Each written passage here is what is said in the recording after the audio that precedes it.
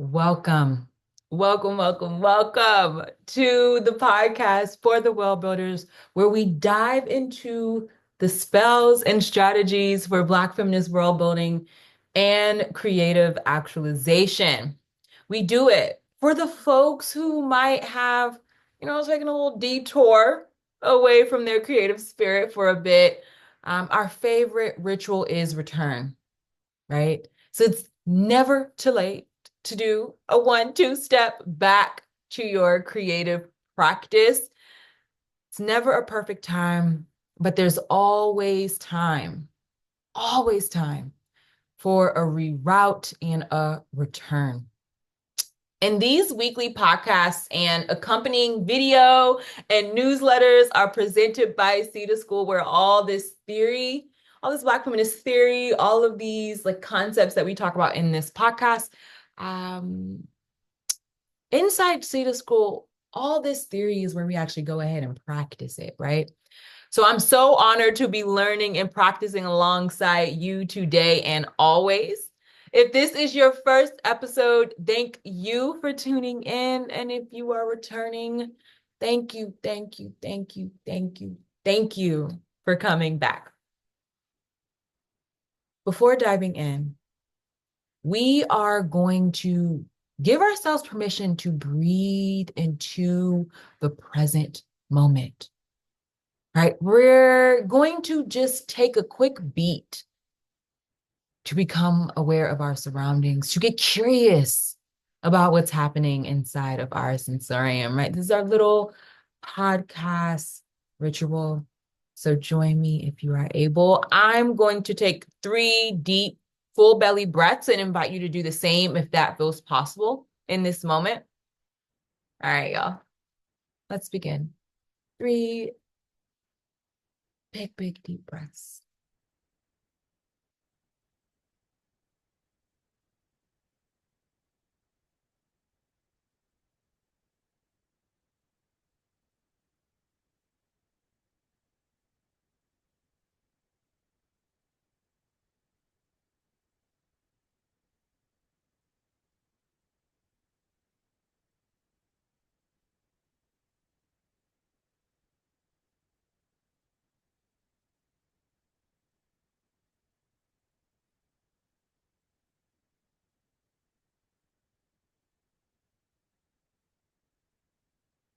Mm. Right? There's always enough time for that. So now that we had that pocket of presence, right? Let's note one thing in our sensorium, something that maybe we were able to see, touch, taste, smell, hear, something that we can perhaps feel beyond the senses that we have language for. So I'm going to invite you to reflect on that. But kind of what can I see right now? I'm looking at a video recording of myself, a video recording that you are also probably either you're either listening to it or you are looking at it. And if you're looking at it and you have joined us over on YouTube, then you can see me wearing this top from my days as a fashion designer. And what I have been calling everything emerging from that time now is like the Psychofa selection. Oh, that's just from the Psychofa selection. I didn't know that's what I was doing at the time. But now I know. So I am wearing a Psychofa selection top. That's something I can see and kind of touch and feel on my body. I am looking at this beautiful cup of Worldbuilders tea just steaming. And I'm smelling the incense in the background as always. So what's going on in your sensorium? What can you sense over on your end of the world? Um, and after we've kind of like checked into that, I like to also check in on like our mood, right? What is our mood and intention right now in this very moment? Uh, y'all, eclipse season is seasoning. Like the girl, she's giving salt, pepper, lorries all over. Like I feel like we're being challenged in some real ways right now. Is it just me? It can't just be me, right? It truly does feel like we're being called to truly lean in to our intuition in this moment, right? To truly trust ourselves and allow our intuition to be the radical wayfinding technology that it is, right? The wayfinding technology that is not only, that is honestly the wayfinding technology that is only radical because we live inside a system that encourages us not to trust the things that we can't hold, own, or control, right? There's this creator with the handle Myths of Creation. And it's Myths of Creation on Instagram. And they posted a slide that said, trusting ourselves is the most logical thing we can do. And I only found this slide because I'm following Des Davis, the Rich Witch on Instagram, and she posted it in her stories. And we were just talking about kind of like the very captivating, right? Choice of words. And the beauty of that sentence, trusting ourselves is the most logical thing we can do. The beauty of it is it gives us space to consider the systems that tell us what is logical or illogical, right? And to what end. So my mood is determined, clear, trusting, right? I try going backwards. I even try going from side to side. And the only way now is forward, right? So, what is your mood? How are you arriving? Let's pause. Let's pause and check in there.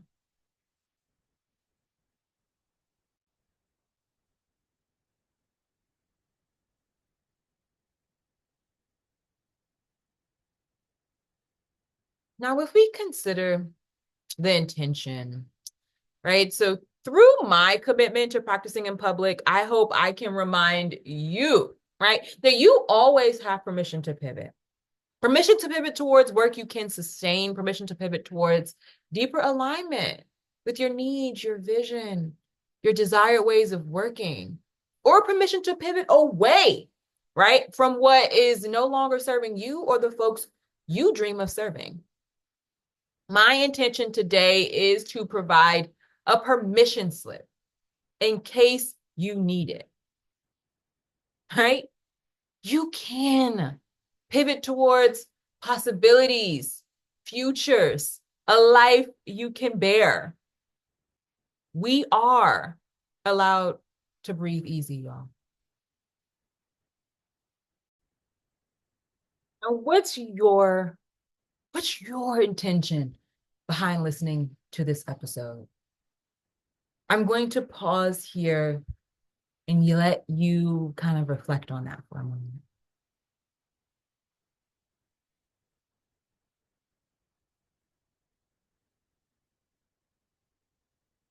Mm. Now on to the episode. Episode 60.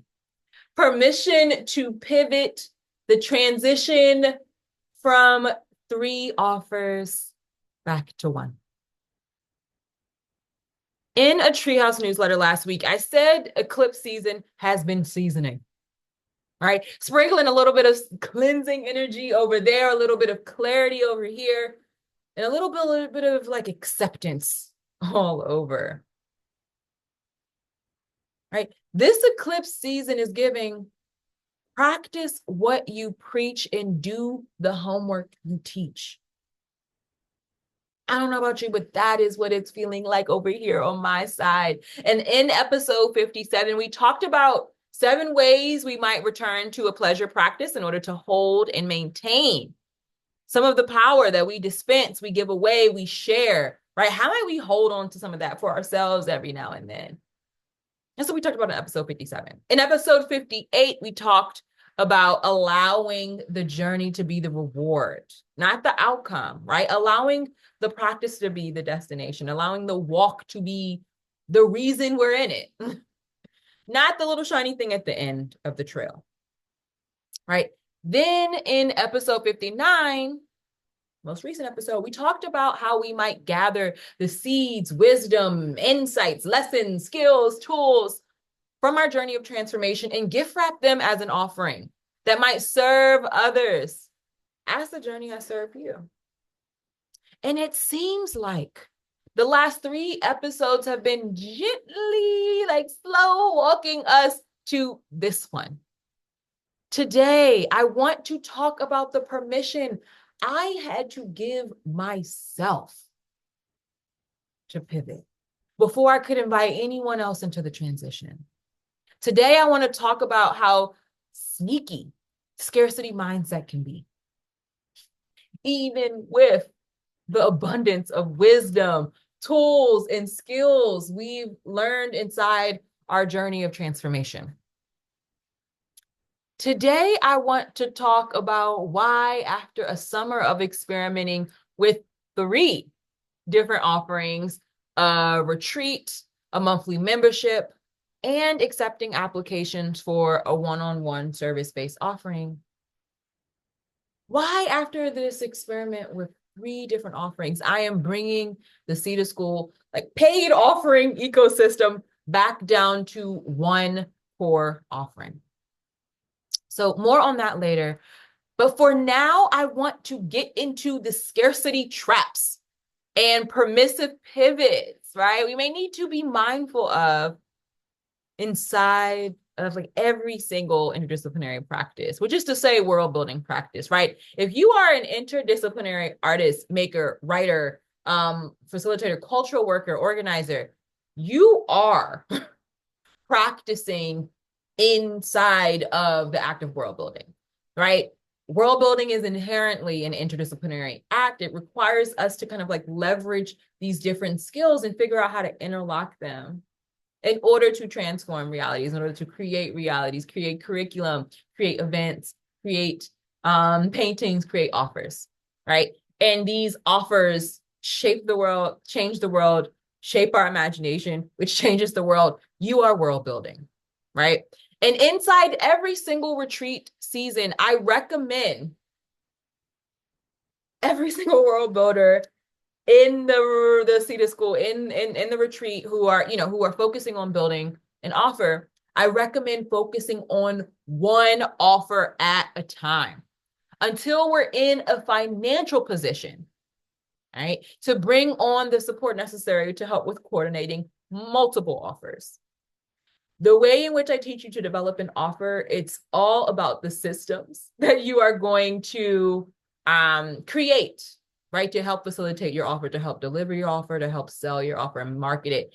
It's a lot of work. I'm not going to lie to you, right? And I fell into this trap immediately, right? This is advice I fell into the trap of not taking myself for reasons related to scarcity mindset around my book, my personal creative project. And in my mind, right, in my body, there was a monthly income number I wanted to hit before I felt I could cultivate the nervous system level capacity to feel safe enough to pour into this creative project. We talk more about how our like quote unquote enough numbers are usually related to a felt sense of safety, possibility, and creative permission we're trying to achieve in the upcoming world building workshop series, right? But once there was this kind of like maybe subconscious and eventually conscious storyline rolling around in my head, right? Once I make this number, then I can blank, blank, blank. And we may do this. I have definitely been in the habit of this. Once I make this number, then I can blank, blank, blank. Then I have the permission to blank, blank, blank. Once or dot, dot, dot, right? Once I have or once I move to this city, then I can dot, dot, dot. Once I heal this thing, then I can attract a partner that dot, dot, dot. Once I do this thing, or once I achieve that, I will then be worthy of dot, dot, dot. It's all the same postponing joy energy. Y'all, it's all scarcity energy. And I have to come clean. I fell into this storyline inside of my practice. I am not immune, right? More offers will equal ... more cash flow, right? Which will open up the nervous system capacity for this big undertaking, for this big book that's coming out of my that needs to come out of my spirit, right? And maybe you can relate to this more is more mindset rooted in a scarcity belief too. And to be clear, I don't regret any decision I made this summer. They were all incredibly fulfilling moves that gave me so much information. But my big eclipse, aha, if I can say that without us collectively wincing at how corny that is. I don't know what to call it. Big eclipse, aha, big eclipse, discovery, big eclipse, memory. I don't know. But my big eclipse, aha, we'll go with that, was remembering I don't have to earn free time. Right? And this is antithetical to so many ways of working inside capitalism. In every single job I've had to earn PTO, right? Paid time off. So much of the work that we are doing inside of our creative practices is unlearning the ways of being, working, and relating that we've been wired to rehearse. Right? These rehearsals of colonial imaginaries, white imaginaries, productivity, like the capitalist imaginaries, right?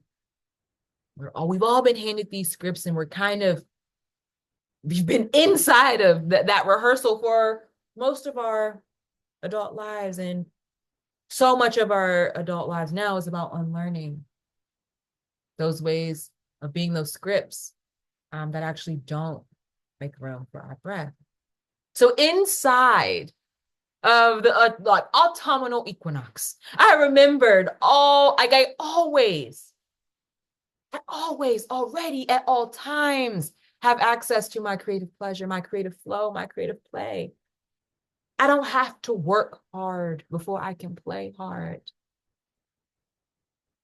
I'm convinced, y'all, it just don't have to go down like that. So this fall, I'm giving myself permission to pivot toward a way of working that builds play into the process. Not play, rest, and ease as a reward once the work is accomplished.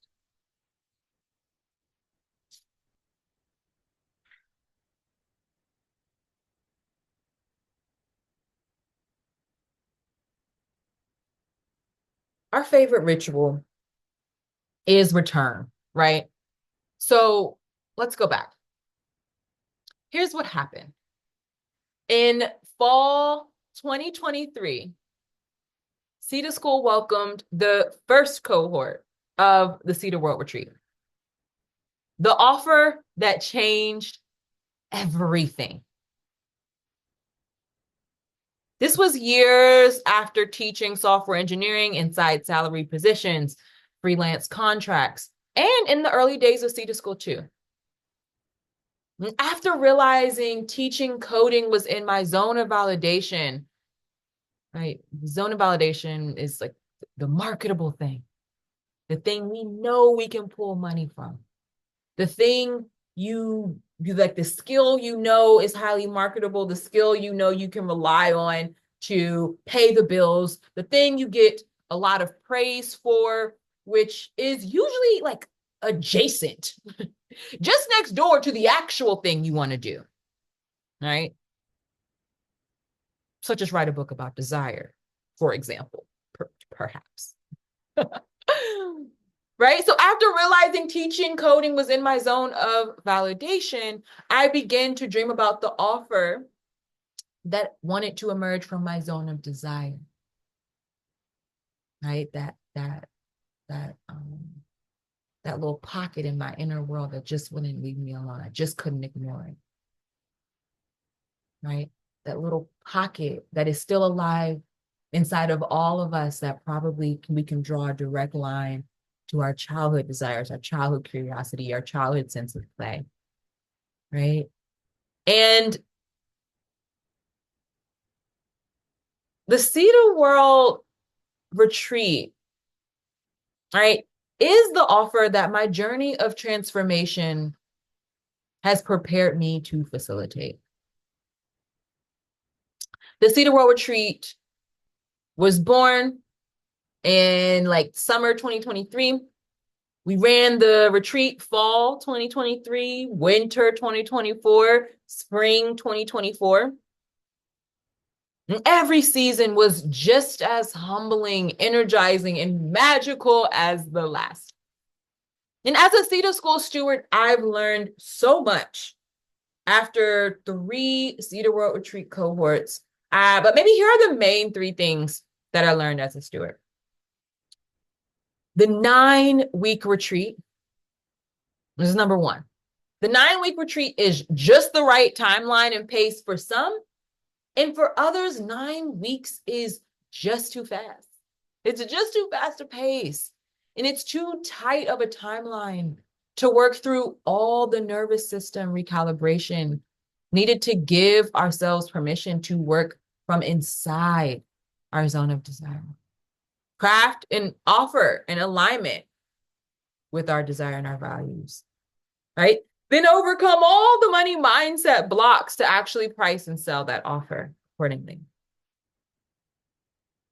Number 2, right? Because of that, what happened at the end of every single cohort was there would be one world builder, usually 1 or 2, but usually 1, who would volunteer to continue to hold open studio sessions for continued gathering at the same time as the retreat, right? To continue to help maintain accountability inside the offer development process.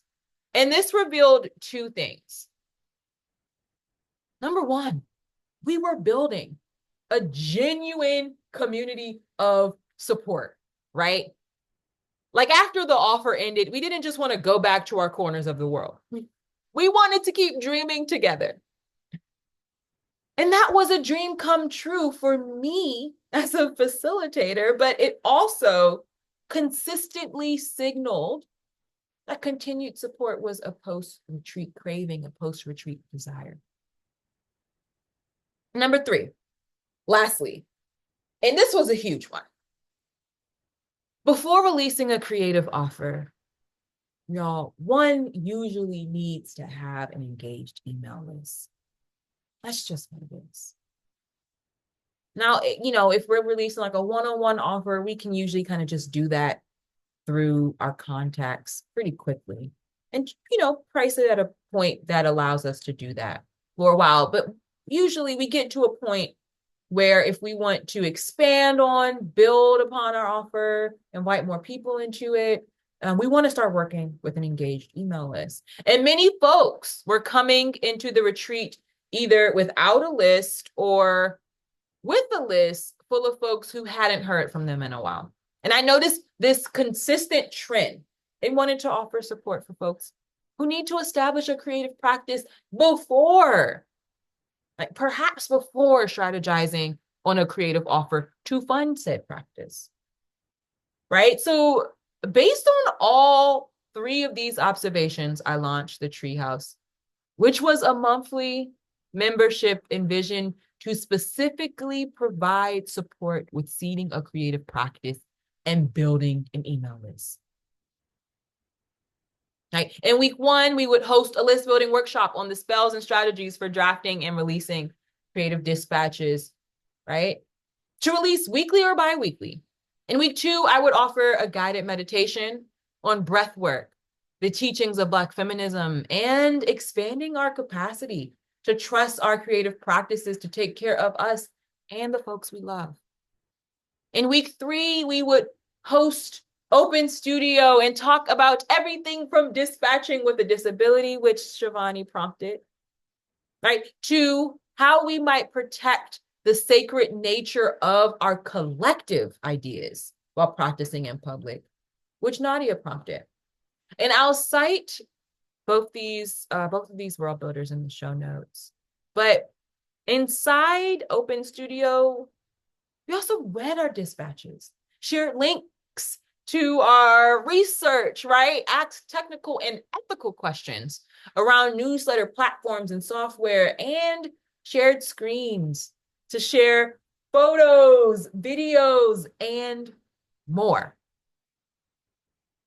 In the last season alone, there are dozens of new dispatches that have been shared in the Treehouse this summer. I counted over 20 in our Summer Arena channel, which is also linked in the show notes. And there are some more links, right, inside Zoom chats and our Discord channels that I haven't even added to the channel, or they haven't been added yet by other members.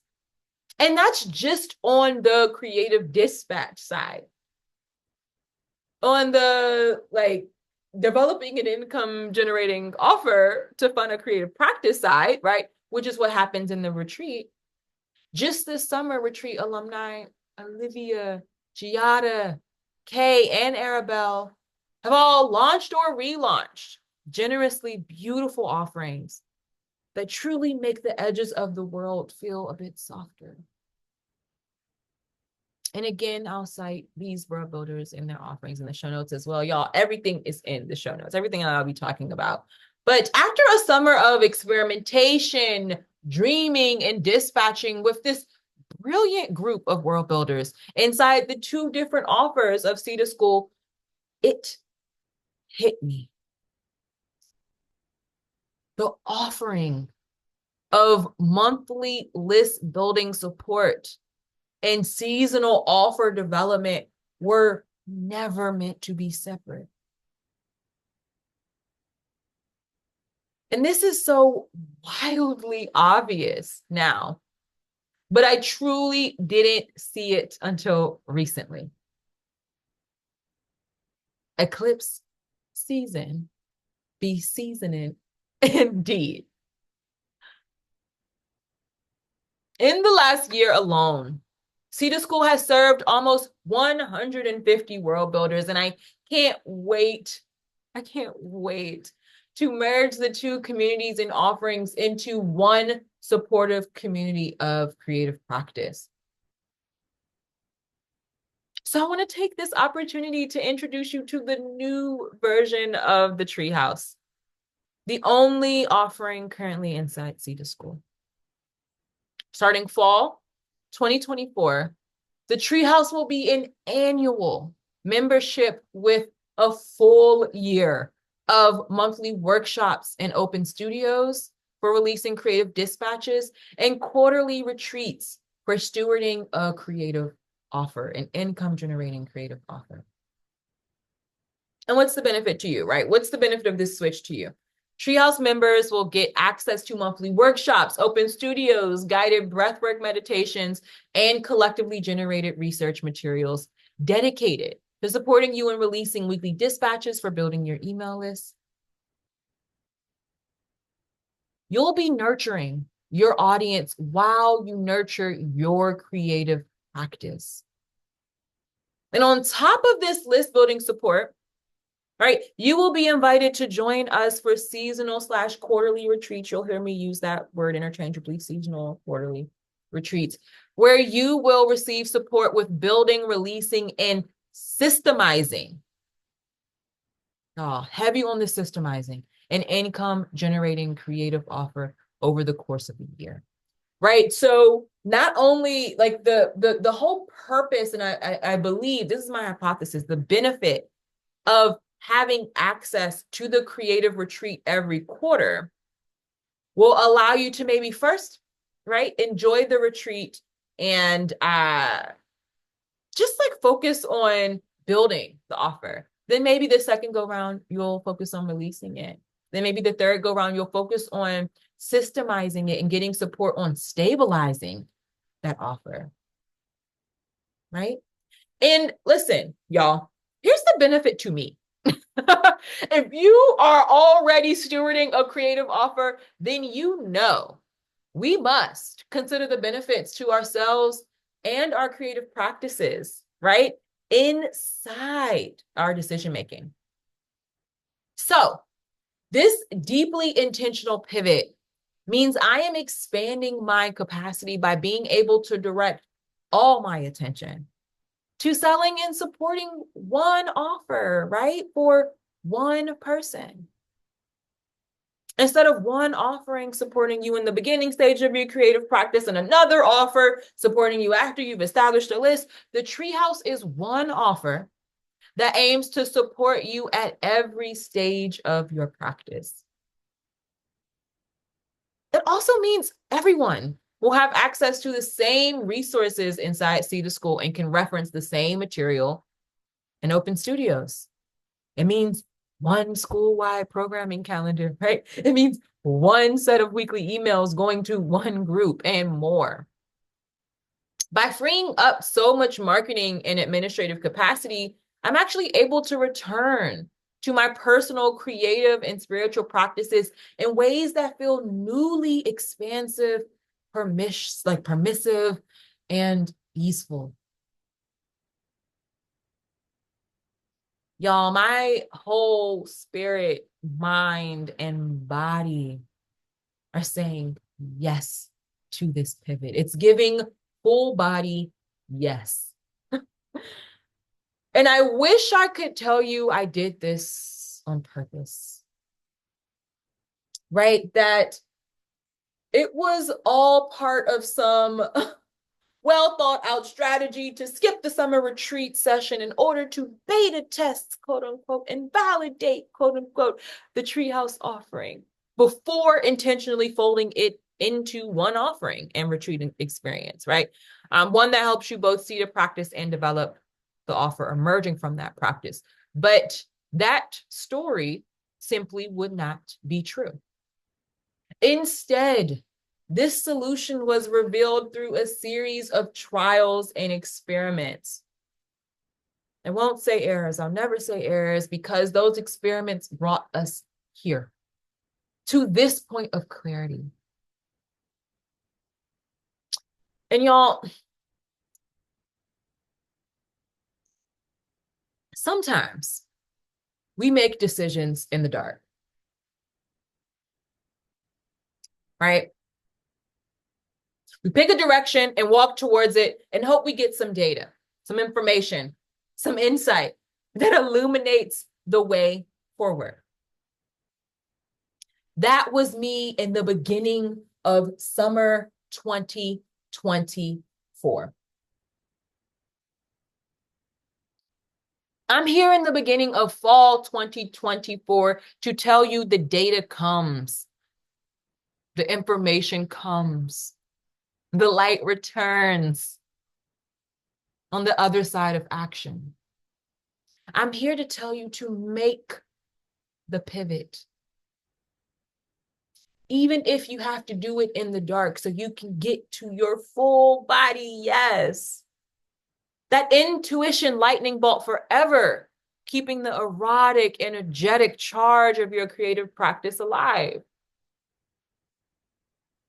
And listen, I think every world builder gets to this point, right? This podcast episode is for you if you're like, okay, I legit have my hands in 4 or 5 different projects at once and I gotta call it, right? We all get to that place where we gotta call it.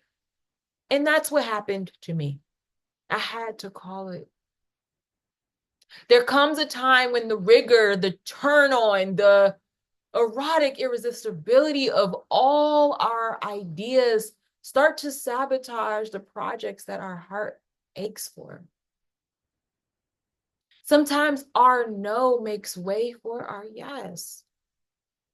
And sometimes it's not about earning the enough number.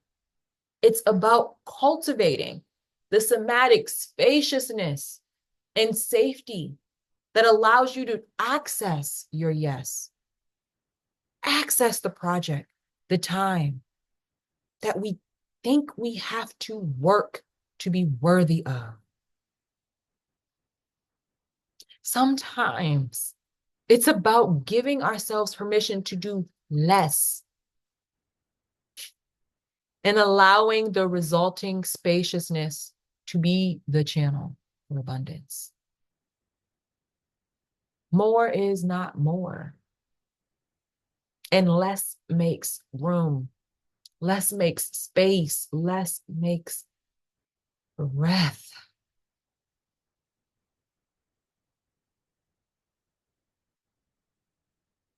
And this brings me back to prioritizing all beliefs of abundance over any and all beliefs of scarcity. Tanya Renee Taylor reminds us every story rooted in scarcity is a lie, and it's so true. I called this my summer of research. In hindsight, that's what it was, but I didn't intend for it to be. If it's one thing that it taught me more than anything, it's this: cultivating the felt sense of worthiness for work we can bear is a lifelong journey. All right. And it might be some of the hardest work we'll do inside this journey of surviving capitalism, TBH. And y'all, this goes deep. This goes deeper than sometimes we allow ourselves to remember, right? And if you are a descendant of an enslaved ancestor, or if you are a descendant of enslaved ancestors, then you might feel this down to your bones. I know I do. Y'all, my last name is Cotton, a constant reminder of the choreographies of domination and the black ass audacity of abolition. And I still fall for the okie doke of trying to earn pleasurable permission inside a more is more mentality.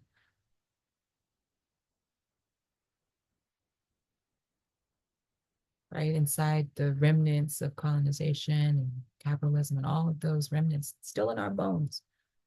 I still fall for the okie doke of trying to earn pleasurable permission inside a system that will never give it to me, never give it to us.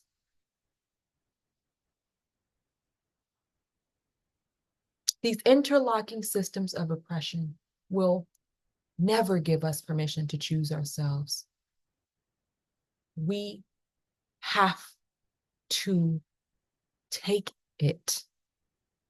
We have to give ourselves permission to choose our collective breath. For this is where the more we're truly after is alive and well.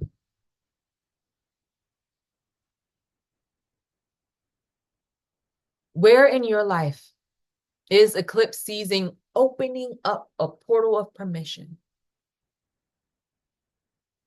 inviting you to pivot, experiment, cleanse, release, play, or dedicate an entire season to research and retreat?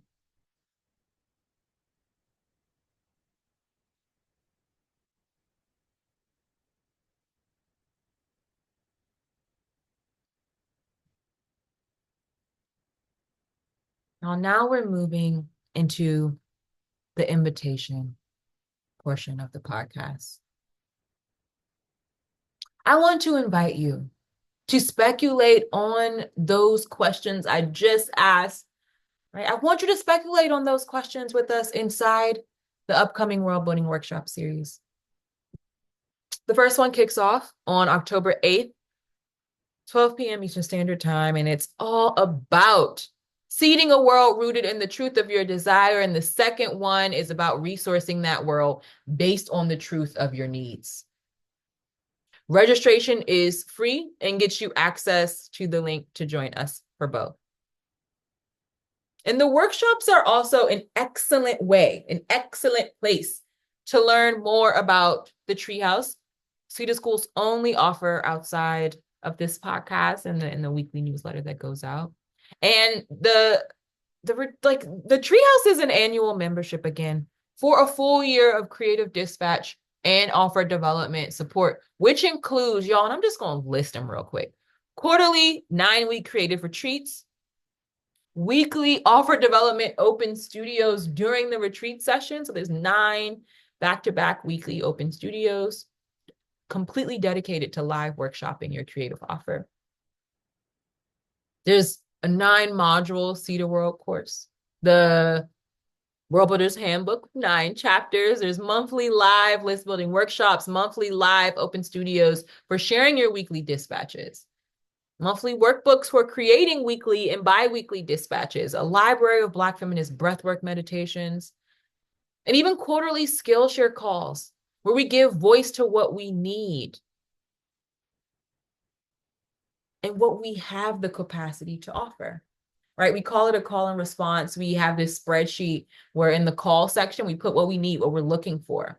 And in the response section, we put what we can offer, what we can provide, right? So this may look like I'm in need of like some financial wellness support and you want to start a garden. So here's a seat in my herbalism offering, or here's a seat in my garden starting offering, in exchange for a seat in your financial wellness offering, right? It can look like a skill sharing on graphic design services, on just co-working and body doubling, on video editing. A video editing offering came up in the last session. So we also kind of develop offers, but then start to skill share inside of the community so we can continue systematizing those offers, scaling those offers if that's alignment and in alignment with our desire. Y'all, because something that we talk about in the retreat so often is, I don't want to get us to a point. I'm not interested. I'll say this. I'm not interested in getting us to a point where we're releasing a new offering every 3 months, every 2 months, every 6 months even.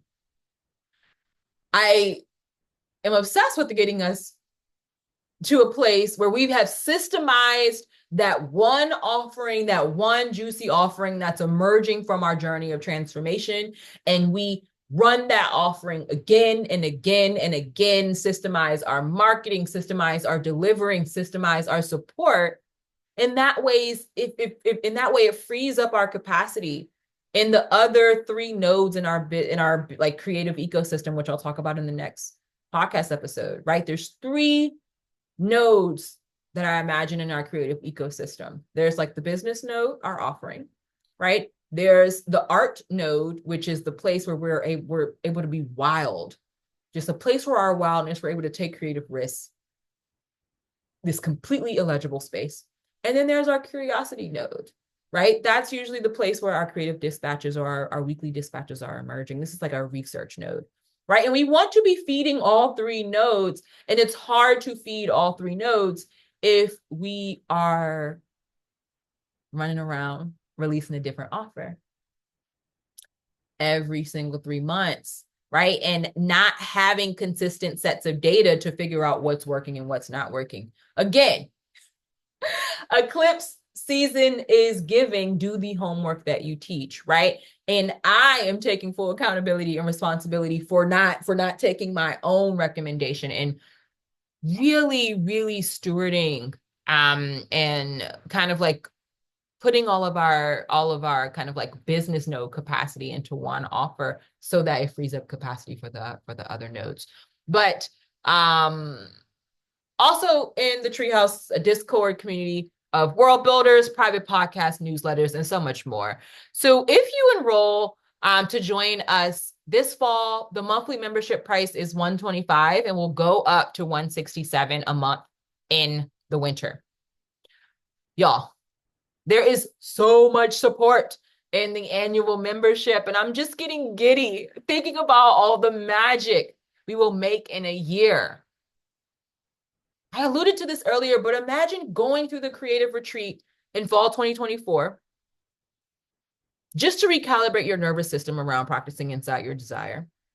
Like maybe that's just the homework you assign yourself for the whole entire time.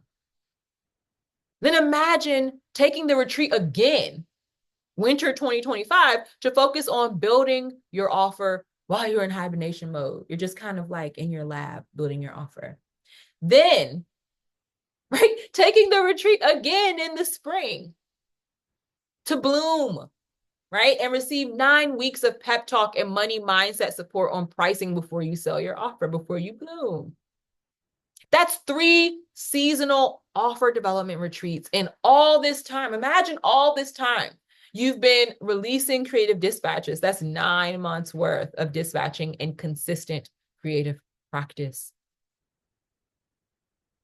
By this time, by this point, you will feel so fully fortified to release your offer, and you'll have a fully engaged audience ready to receive it, right? That's the huge goal.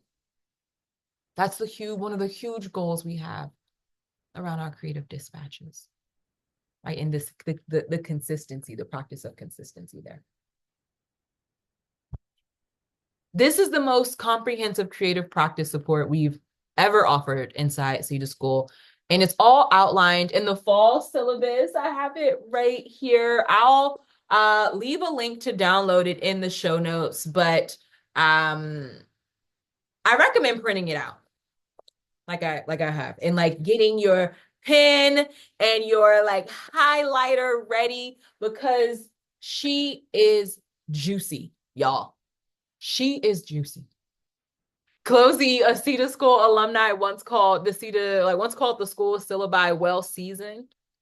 And that might be one of my favorite Seeda School compliments to date. Who doesn't love a well-seasoned syllabi? If the treehouse sounds like it's right on time for the end of the year support that you're craving, support, right? Keeping you accountable to your short-term and long-term goals inside your creative practice from fall 2024 to fall 2025. Then again, I'm going to invite you to register for the two-part world building workshop series. Again, we kick off on October 8th, and it's essentially a free discovery session to learn more about your creative practice and what it might be like to practice with us. I would love to see you there. And either way, I'm so happy you're here with us right here, right now, inside this episode, inside this permission slip. Truly, thank you for tuning in to another episode of the podcast for the World Builders, where we dive into the spells and strategies of Black feminist world building while exploring how offering the skills and wisdom from your journey of transformation might seed, resource, and deepen creative practices rooted in collective liberation. I firmly believe we all came into this world creative. We all came into this world with something to offer. And deep down, we all want to orient around politics of love instead of politics of fear. These are the beliefs we try to hold and honor and practice inside Seeda School. And as always, this podcast will forever be free, and the best way to support it is by sharing it with a friend or taking a screenshot or a screen recording of the episode and sharing it on social media so other world builders can find us. You will never, ever see a Seeda World or a Seeda School, I should say, ad while scrolling the metaverse.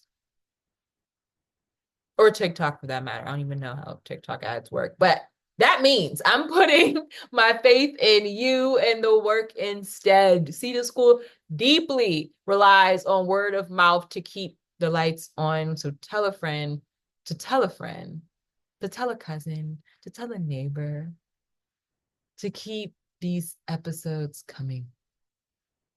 I heard rating and leaving a review helps too. And the second best way to support is by becoming a paid subscriber to the Seeda School Substack at $5 a month, but only if you have the financial capacity to do so. Again, this podcast will forever be free either way. Until next week, y'all. So be it. See to it. Breathe. through it.